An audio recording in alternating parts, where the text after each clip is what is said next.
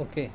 So आपण last लेक्चरला topic number 4 चे 2 lecture झाले. आता हे थर्ड लेक्चर आहे आणि मी बोललेलं इथून धडा खूप कमी उरला आहे आणि इथून हा धडा संपला की एक प्रकारे तुमचा चौथा टॉपिक जो आहे सायन्स 2चा तो संपतो. मी बोललो होतो की आपण मिओसिस आणि हिडन टॉपिक या लेक्चरला घेऊ, पण सध्या जरा माउथ अल्सर असल्यामुळे मला जास्त बोलायला जमत नाही. पण हा धडा आपण इथे कंप्लीट करू आणि नेक्स्ट लेक्चरला तुमचं मायटोसिसमध्ये जे हिडन टॉपिक आहे जो पुस्तकात नाही आहे पण आपण बघूया, तो नेक्स्ट लेक्चरला घेईन. पण आज आपण हा धडा फिनिश करूया.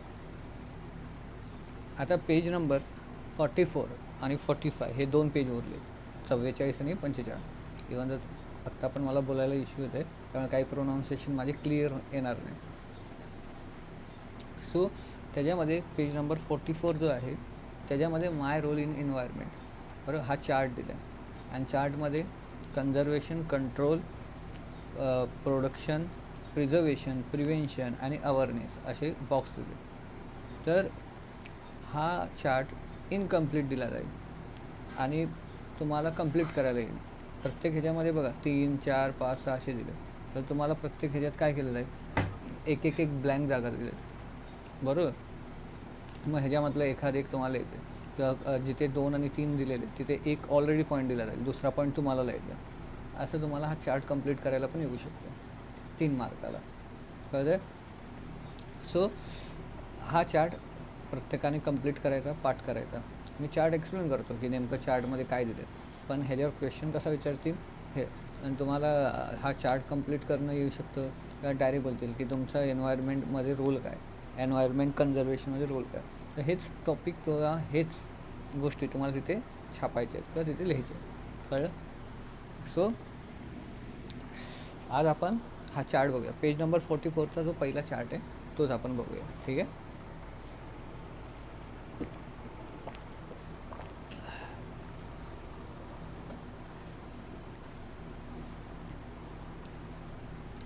सो माय रोल इन एन्व्हायरमेंटमध्ये पहिलं आहे कन्झर्वेशन म्हणजे संवर्धन, म्हणजे एखादी वस्तू जी आहे त्याची विल्हेवाट लागू न देणे किंवा त्याला नष्ट होऊ न देणे. कन्झर्विंग द अवेलेबल रिसोर्सेस, जेवढे पण रिसोर्सेस सध्या आता आपल्या अवेलेबल आहे म्हणजे कोळसा आहे, पेट्रोल आहे, जंगलं आहेत, त्यांचं काय करणं, कन्झर्वेशन करणं, संवर्धन करणं हा माझा रोल आहे बरोबर एन्व्हायरमेंटला. नंतर कंट्रोल म्हणजे नियंत्रण, मी कशावर नियंत्रण करू शकतो बरोबर. ॲज अ ह्युमन मी काय नियंत्रण करू शकतो, तर प्रिव्हेंटिंग द हार्म म्हणजे जे पर्यावरणाला होणारे जे नुकसान आहे त्याला मी प्रिव्हेंट करू शकतो. स्टॉपिंग द हार्मफुल ॲक्टिव्हिटी, जेवढ्या पण निषिद्ध ॲक्टिव्हिटी आहेत किंवा हार्मफुल ॲक्टिव्हिटी आहे, उदाहरणार्थ अति खाणकाम झालं, त्यानंतर प्रदूषण झालं, जंगलतोड झाले, मी त्याला स्टॉप करू शकतो. चेंजिंग द माइंडसेट, मानसिक ह्याच्यामध्ये बदल. उदाहरणार्थ आता जी आपली मानसिकता आहे ती उपभोगवादी आहे, म्हणजे एखादी गोष्ट गरज नसताना पण आपण एखाद्या गोष्टीचा साठा करणे किंवा अति प्रमाणात त्या गोष्टी घेणे बरोबर, त्याला त्या माइंडसेटला बदल नाही. आता तुम्हाला एक सिम्पल माइंडसेट सांगतो. पहिल्या काळात काय होतं की एखादा पेन असायचा, त्याच्यामध्ये पेनमधली रिफिल संपली की आपण नवीन रिफिल टाकायचो आणि तो पेन सतत वापरायचो. काही जणांची असं असायची की 2-2 वर्ष 3-3 वर्ष तेच पेन असायचे. पण आता काय झालं आहे की आता रिफिलेबल असेल तर ठीक आहे, पण यूज अँड थ्रोचा जमाना आला आहे. जेवढं आपण संपलं टाकून दिलं पेन. मग ते जर रिफिलेबल असेल तर ठीक आहे किंवा रिसायकलेबल पेन असेल तर ठीक आहे, पण नसेल तर प्लास्टिकचं प्रमाण वाढत गेलं, कळलं. सो अशा मग तुम्ही अशा गोष्टींवर जास्त भर द्यावा की ज्या रिसायकलेबल आहे. चेंज द माइंडसेट, मानसिकता बदलली पाहिजे. प्रोडक्शन बरोबर, निर्मितीमध्ये revival of harm factor of environment and attempting innovation. मग काय केलं की जे पर्यावरणाला घातक जे गोष्टी आहेत त्याच्यामध्ये बदल करणं, रिवाईव्ह करणं, कळलं. आणि अटेम्प्टिंग द इनोव्हेशन आणि कुठल्या तरी अशा तरकीब, इनोव्हेशन शोधून काढणे की त्याच्यामुळे पर्यावरणाची हानी कमी होईल किंवा अशी गोष्ट की ज्याच्यामध्ये दोन्ही संतुलन साधलं जाईल, की विकास पण झाला पाहिजे पण त्याचबरोबर पर्यावरण पण जपलं पाहिजे. ह्या दोन्ही गोष्टी कधी कधी विरोधाभासात होतात. विकास आवश्यक आहे का पर्यावरण आवश्यक आहे बरोबर. मग इनोव्हेटिव्ह मेथडने दोघांचा बॅलन्स साधणं, कळलं. आता हा एक डिबेटेबल मुद्दा आहे, थोडक्यात सांगतो तुम्हाला. समजा भारत सरकार आहे, भारत सरकारला लोकांना जॉब देण्यासाठी खूप मोठ्या कंपन्या खोलायच्या, बरोबर. म्हणजे काय, लोकांना जॉब पण आवश्यक आहे, पण त्याचबरोबर तिथे जंगलतोड पण झाली नाही पाहिजे, किंवा प्रदूषण नाही झालं पाहिजे, नद्यांचं प्रदूषण नाही झालं पाहिजे. नोकऱ्या पण आवश्यक आहे, कारण की त्याच्यामुळे लोकांचं पोट भरणार आहे, पण त्याचबरोबर पर्यावरण पण आवश्यक आहे. मग ह्याच्या दोघांच्यामध्ये कुठेतरी सुवर्ण मध्यस्थान आहे. म्हणून त्यांनी सांगितलं अटेम्प्टिंग इनोव्हेशनने तुम्ही ह्याच्यावर काय तरकीब काढू शकता. प्रिझर्वेशन म्हणजे आपण एखाद्या गोष्टीचं थांबून ठेवणे किंवा त्याचं निगा राखणे. Preserving whatever has been left. जगामध्ये जे काय आता उरलं आहे, पेट्रोल उरलं आहे, डिझेल उरलं आहे, कोळसा उरलं आहे, काही जंगलं उरले, झाडं उरले, त्याचं काय करणे, त्याचं काय करणे, निगा राखणे, काळजी राखणे. Remedies to prevent further loss, त्याचा परत अजून नुकसान न होऊ देणे. प्रिझर्विंग द अननोन रिजन, बरोबर. जे अजून काही जंगलं आहेत ते अननोन आहेत. अननोन म्हणजे काय, तिथे अजून माणूस पोचला नाही, अशी भरपूर घाणदाट जंगलं आहेत, तर त्यांना पण प्रिझर्व करणं आवश्यक आहे. आणि तिथे पण एक इकोसिस्टम काम करते, तिथे पण प्राणी असतात, तर ह्या सगळ्या गोष्टी प्रिझर्व करणे. आणि एक लक्षात घ्या, जर अशी घनदाट जंगलं आहेत तिथे माणूस पोचला नाही, तर ती घनदाट जंगलं तशीच ठेवणं महत्त्वाचे. का, तिथली नैसर्गिक साधनसंपत्तीचा माणसाला उपयोग नसेल तर काय पाहायचं त्याचं, असं नाही आहे. पण भरपूर गोष्टी आहेत की त्या जंगलामध्ये आहेत. उदाहरणार्थ तुम्हाला सांगतो, अशी जंगलं आहेत की ते हजारो वर्ष खूप मच्छर होते. माणूस काय एवढं डेव्हलपमेंट करत ते जंगल थोडं आत गेला. आता ती मच्छर जे होते ते काही रोगांना कारणीभूत होते. आता माणसांच्या डेव्हलपमेंटमुळे ती जंगलं तुटली, ते मच्छर रिलीज झाले, बाहेर आले, तर झाडं नष्ट झाली, ती बाहेर आले, आणि त्यांनी काही रोग पसरायला लागले. जर तुम्ही आठवत असेल तर आफ्रिकेमधून एक व्हायरस आलेला, त्याला इबोला व्हायरस म्हणतात. वाचणं अशक्य, म्हणून आफ्रिकन लोकांवर बंदी टाकली होती. हे का झालं, लोक आतमध्येपर्यंत गेली आणि ती जंगल तोडत गेली आणि ते मच्छर बाहेर आले. म्हणजे अशा भरपूर गोष्टी आहेत की त्या प्रिझर्व करणं पण भाग आहे. प्रिव्हेन्शन, तुम्ही काय काय वाचवू शकता. प्रिव्हेंट द पॉसिबल हार्म, जेवढं पण नुकसान होण्यापासून वाचवता येईल वाचवा. डिझाईन न्यू प्लान्स, नवीन युक्त्या शोधा, नवीन नियोजन शोधा. Factor harmful to the environment, बरोबर. जर तुम्ही पर्यावरणाला जे फॅक्टर हार्मफुल आहे ते काय करणं, त्याला शोधणं, बरोबर. सिम्पल आहे, आपल्या छोट्या छोट्या गोष्टीने आपण पर्यावरणाचं नुकसान वाचू शकतो. अवेअरनेस म्हणजे तुम्हाला माहिती आहे, अवेअरनेस म्हणजे जागृती. आता ही जागृती कशा प्रकारे करता येईल, एज्युकेशन, शिक्षण, गायडन्स, बरोबर. त्यानंतर अवेअरनेस, त्यानंतर इमिटेशन म्हणजे एखाद्या गोष्टीची कॉपी करणे, बरोबर. इमिटेशन म्हणजे काय, एखाद्या गोष्टीची कॉपी करणे. जर पर्यावरणाला होणाऱ्या नुकसानाला किंवा पर्यावरण जे एक प्रकारचा हॉटस्पॉट आहे किंवा ज्या गोष्टी आहेत त्याला तुम्ही कॉपी करून परत बनवता आलं तर, किंवा तुम्ही काय करू शकता की पर्यावरण एखाद्या गोष्टीचं आहे तर त्याचं एक मॉडेल बनवलं, कॉपी केली, एक मॉडेल नाही की पर्यावरणाला नेमकं कसं नुकसान होतं, तर लोकांना जास्त कळेल. ऑर्गनायझेशन, संघटनात्मक, एखादी संघटना स्थापणे, एखादा ग्रुप तयार करणे की जो पथनाट्य करेल किंवा तो पर्यावरणाच्या भरपूर गोष्टींकडे लक्ष. आपण लास्ट पेजवर बघितलं होतं की काही ऑर्गनायझेशन आहे की ज्या इंटरनॅशनल आहेत, काही व्हॉलंटरी आहे, स्वयंसेवक आहे की ते पर्यावरणाचे काय करतात, पर्यावरणाविषयी थोडेसे जागृतीची कामं करतात. सो एक प्रकारे पार्टिसिपेशन म्हणजे सहभाग, बरोबर. एखाद्या गोष्टीमध्ये काय करणे, सहभाग साधणे. तो अशा प्रकारे तुम्ही काय करू शकता, तुमचा हा रोल आहे एन्व्हायरमेंटमधला, तुम्ही काय करू शकतात, एन्व्हायरमेंटमध्ये रोल साधू शकता. एक मिनिट.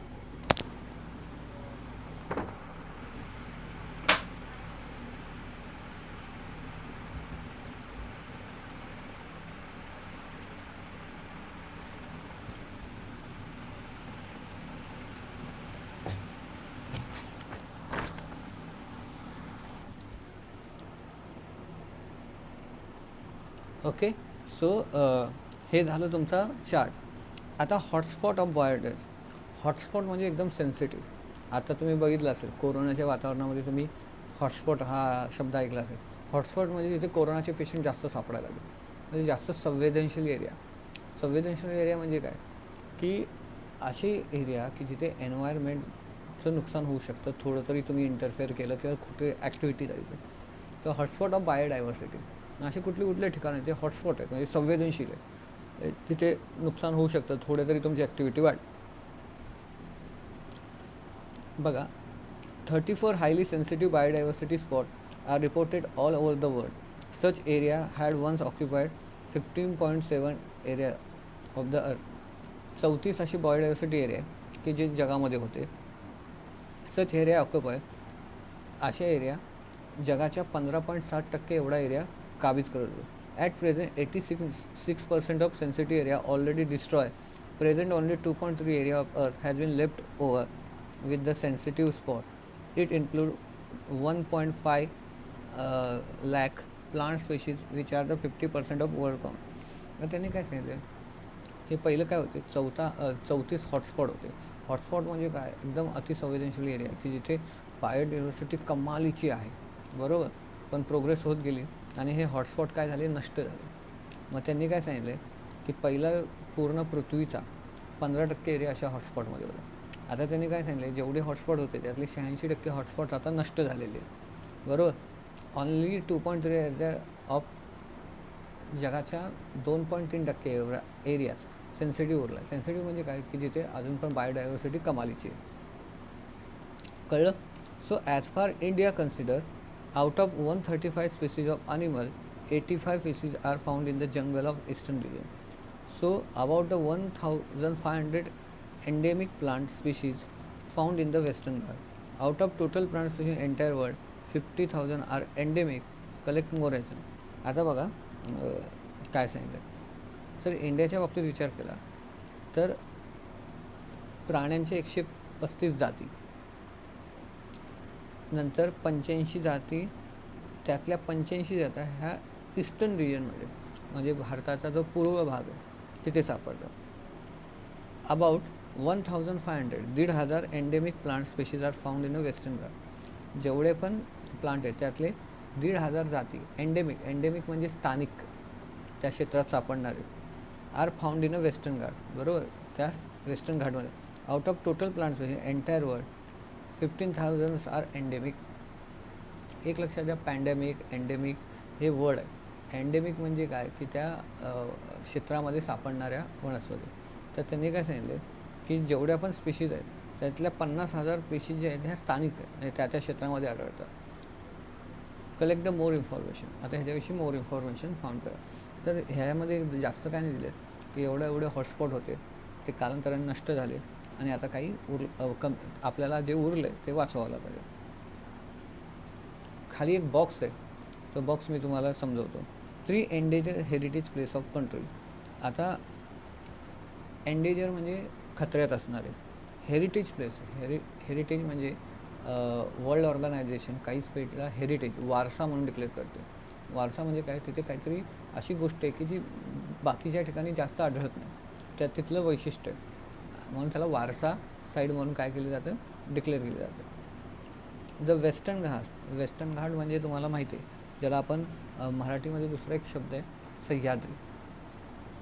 जर तुम्ही वेस्टर्न पश्चिम भागाला जिथून आपला महाराष्ट्र चालू होतो, महाराष्ट्राच्या खाली कर्नाटक केरळ, जर जी किनारपट्टी आहे तिथून अशी लाईन खाली गेली तर त्याला आपण बोलतो वेस्टर्न घाट, पश्चिम घाट, ज्यालाच दुसऱ्या भाषेमध्ये आपण महाराष्ट्रामध्ये बोलतो सह्याद्री.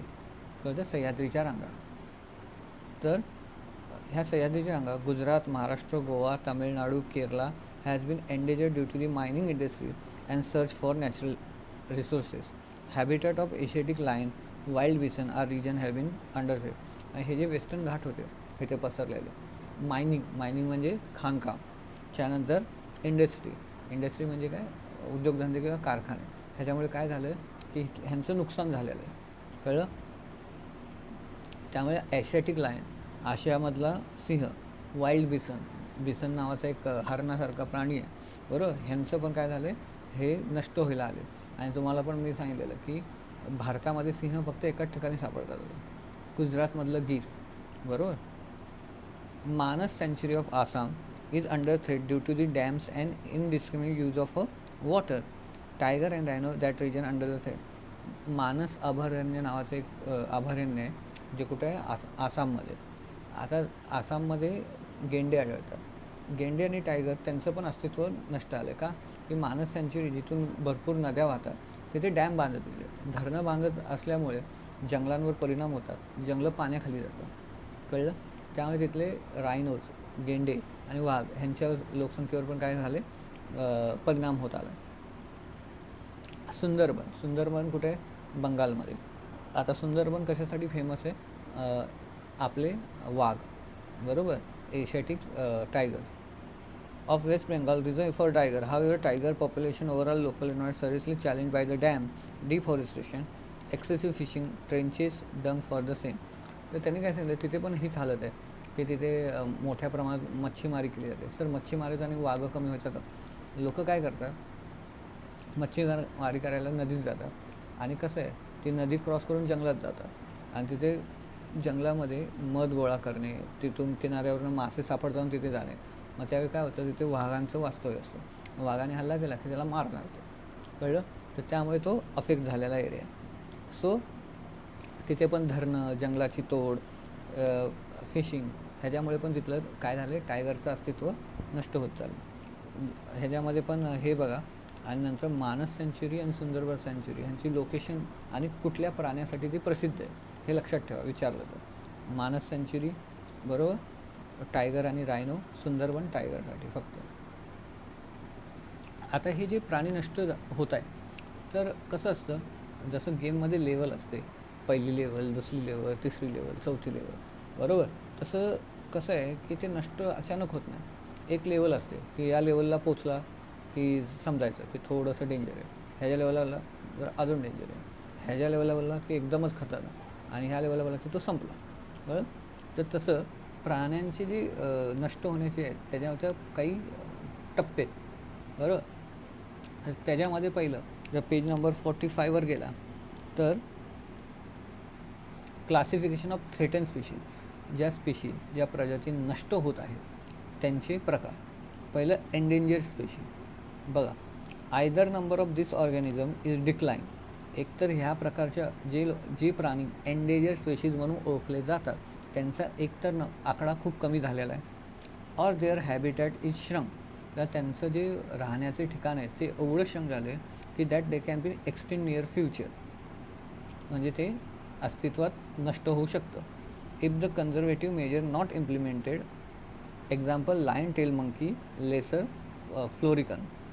तर त्यांनी काय सांगितलं, ही अशी कॅटेगरी आहे की त्यांची संख्या कमी होत चालली आहे. पण संख्या कमी का होते, कारण की त्यांचं जे वास्तव्याचं ठिकाण आहे ते श्रंक होत चालले, की जर आता आपण त्याच्यावर उपाययोजना केला नाही तर ते इन फ्युचर नष्ट पण होते, बरोबर. मग त्यांनी लायन टेल मंकी आणि फ्लोरिकन हे उदाहरण दिले, बाजूला त्यांचं पिक्चर पण दिलेलं आहे. रेअर स्पेशीज, बरोबर, त्याला आपण दुर्मिळ म्हणतो, ऑलरेडी ह्यांचा आकडा कमी झालेला आहे. आता वर एंडेंजर्ड स्पेशीजमध्ये काय आकडा कमी व्हायच्या तयारीत आहे, बरोबर, ह्यांचा ऑलरेडी कमी झालेला आहे. Number of this organism is considered decline, organism this species being endemic. Endemic म्हणजे काय, की आता ते तेवढ्यापुरतेच सापडतात, त्या एरियापुरते, त्याच्या बाहेर नाही सापडत. आता म्हणजे उदाहरणार्थ पहिलं समजा जे सिंह होते पूर्ण भारतात सापडायचे, पण आता गिरच्या उद्यानाशिवाय कुठे सापडत नाही, म्हणजे ते तिथले स्थानिक झाले, तेवढ्याच पुरते आता सापडतात. मे बिकम एक्सट्रीम, आणि काही काळांचे नष्ट पण होती. For example red panda and musk deer. मग त्यांनी रेड पांडा आणि मस्क डिअर हे नाव सांगितले. रेड पांडा तुम्हाला माहिती आहे, इथे बाजूला फोटो दिले, आणि जर तुम्ही जंगल बुक बघितलं असेल तर मोगलीसोबत तो छोटासा प्राणी असतो सारखा, बरोबर, किंवा आता कार्टूनमध्ये बघितलं असेल तर तो म्हणजे रेड पांडा. म्हणजे काय, एंडेमिक म्हणजे तो स्थानिक झाला. म्हणजे पहिलं सिंह तुम्हाला छत्तीसगडच्या जंगलामध्ये, बिहारच्या जंगलामध्ये, महाराष्ट्राच्या जंगलांमध्ये सगळीकडे सापडायची, पण आता तो फक्त गिरच्या उद्यानात, म्हणजे तो स्थानिक झाला, त्याची संख्या ऑलरेडी खूप कमी झाली. वनरेबल म्हणजे एकदम अतिशय टोकावर आलेले गोष्टी, म्हणजे संपायलाच आले. Number of this organism is extremely less and continue to decline. ह्यांचा आकडा खूप कमी असतो आणि अजून नष्टच होत आहे. Continue decline in number is worrisome, example tiger and lion. म्हणजे ह्यांचा आकडा ऑलरेडी कमी आणि अजून कमीच होत आहे. मग ह्याला म्हणतात वनरेबल स्पेशीज, म्हणजे ह्यांची संख्या कमीच होत चालली आहे, बरोबर. आणि जर अजून जर खूप काळजी घेतली नाही तर काही वर्षांनी नष्ट पण होतात. इनडिटर्मिनंट स्पेशीज. इनडिटर्मिनंट म्हणजे काय, की त्या अस्तित्वात मग कुठे कधीतरी क्वचित दिसतात. These organisms appear to be endangered, but due to some behavioral habitat, like the shyness, is no definite or substantial information. For the giant squirrel किंवा शेकरू म्हणतात त्याला, तर त्याने काय सांगितलं आहे की ही ऑलरेडी खूप कमी नष्ट झालेली स्पेशीज आहे किंवा खूप कमी झालेली, पण त्यांचं काय बिहेवियरल आहे, त्यांचं स्वतःचं आहे की शायनेस म्हणजे लाजाळू प्राणी असल्यामुळे हे शक्यतो दिसत नाही, त्यामुळे त्यांची नीट माहिती भेटत नाही, हे लपूनच असतं, कळलं. So it is non as a indeterminate, बरोबर, म्हणजे शोधता येत नाही, हे संख्या नेमकी किती आहे हे काढता येत नाही, कारण की त्यांच्या स्वभावामुळे ते लपून असतात, कंटिन्यू लपून असतात.